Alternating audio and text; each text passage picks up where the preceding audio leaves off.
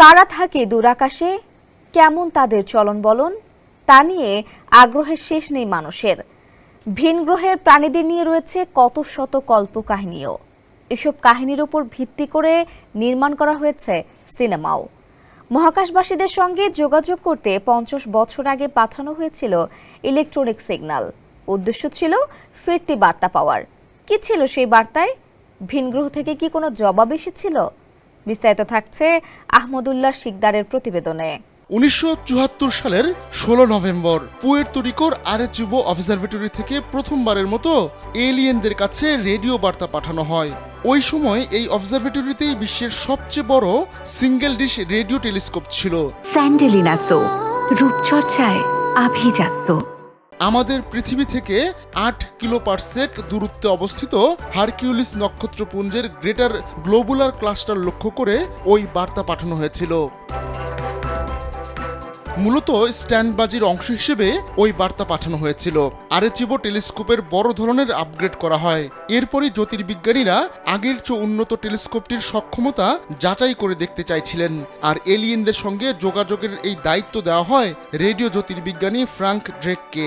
তিনি তখন অবজারভেটরিটির পরিচালক ছিলেন। মহাকাশবাসীদের লক্ষ্য করে পাঠানো বার্তা ছিল বাইনারি ডিজিট, অর্থাৎ 0 ও 1-এর সমন্বয়।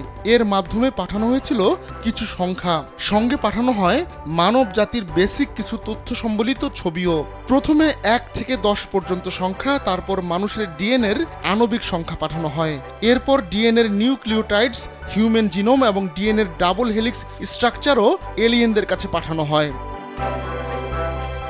এমনকি যুক্তরাষ্ট্রে একজন মানুষের গড় উচ্চতা কত সেটিও পাঠানো হয়। এছাড়া মানব আকৃতির একটি পিক্সেলেটেড ইলাস্ট্রেশন, পৃথিবীর সেই সময়ের জনসংখ্যা কত সেই তথ্য ভিন গ্রহের প্রাণীদের জানানো হয়। পাশাপাশি সৌরজগতের একটি ডায়াগ্রাম, আরেচিবো রেডিও টেলিস্কোপের একটি ছবি এবং সেখানে থাকা ডিশের ব্যাসার্ধ কত তাও পাঠান জ্যোতির্বিদরা। পরবর্তীতে ডাবা সোবেলের সঙ্গে মিলে ইজ এনিওয়ান আউট দেয়ার নামে একটি বই লেখেন ড্রেক। সেখানে মানব জাতি নিয়ে পাঠানো বার্তার বিস্তারিত বর্ণনা দেন তিনি। ড্রেক জানান পুরো বার্তাটি ছিল 1679 বিটের, আর এটা 23x73 পিক্সেলের একটি গ্রিড হিসেবে পাঠানো হয়েছিল, যাতে করে ভিন গ্রহের প্রাণীরা এই বার্তা ডিকোড করতে পারে। অবশ্য পৃথিবীবাসী ভিন গ্রহ থেকে ফিরতি কোনো বার্তা পায়নি। আহমদুল্লাহ শিকদার, কালবেলা ডেস্ক।